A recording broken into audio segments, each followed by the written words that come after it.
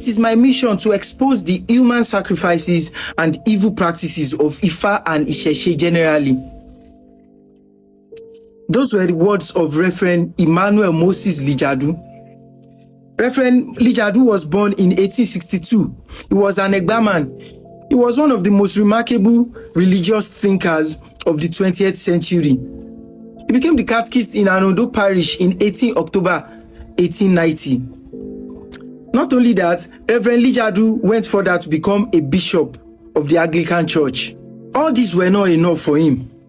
Reverend Lijadu's original mission was to look for a way into getting into the Ifa and Isheshe world and exposing all the evil practices he believed it to contain. In the foreword of his book, Ifa, published in 1901, he said, "If we do not understand the source of the enemy's power, we will not be able to conquer them." And this is the same for both life and spiritual battles. This foreword summarizes the main ideology of Reverend Emmanuel Moses Lijadu. He gave himself a mission to find all the lapses and all the hidden evils in Ifa practices. So one day, Reverend Lijadu thought to himself, why don't I go to a Babalawo and learn this Ifa system so that by doing so, I'll be able to expose all the evil it contains.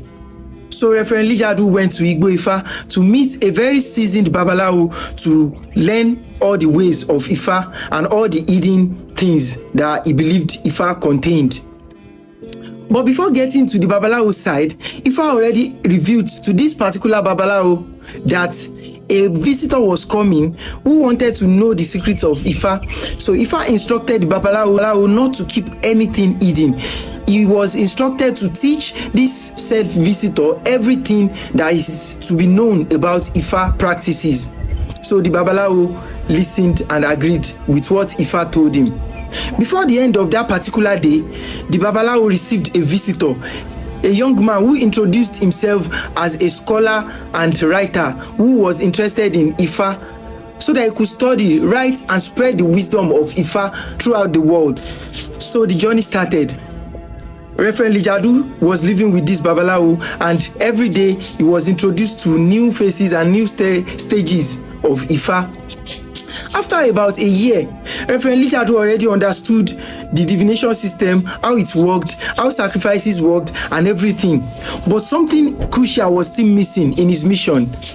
He hasn't been able to find or discover any evil practices in Ifa. Reverend Lijadu thought to himself, maybe it wasn't time, maybe he had to wait a little longer.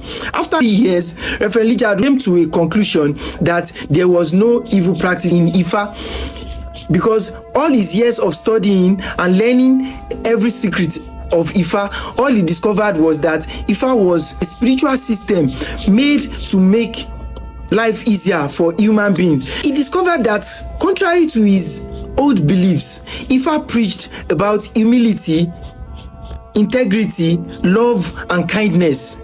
So along the line, Reverend Lijadu was trapped in a system he thought was evil. At this point, Reverend Lijadu was beyond convinced that the Ifa system was nothing but a system meant to improve the life and livelihood of humans on earth. Eventually, after his study with his Babalawo in Igbo Ifa in Abeokuta, Reverend Lijadu went to publish books to propagate the wisdom of Orunmila and spread the true essence of Ifa, which is to improve human life and help them live in alignment with their own unique nature.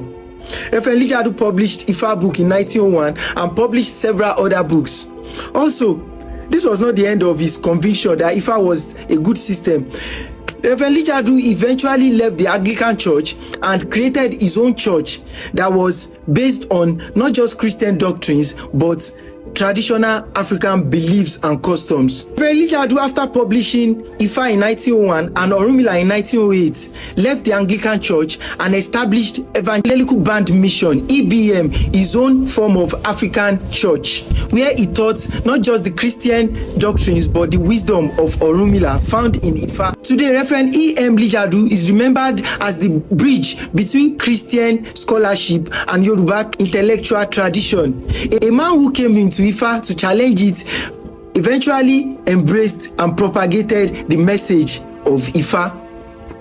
And this is always the case when people come out to say they want to challenge Ifa or have questions for Ifa. Your questions will always be answered, and there is nothing hidden or evil in Ifa that is not meant to be known to the public. And this is why whoever comes to Ifa with questions will always leave with a convincing answer.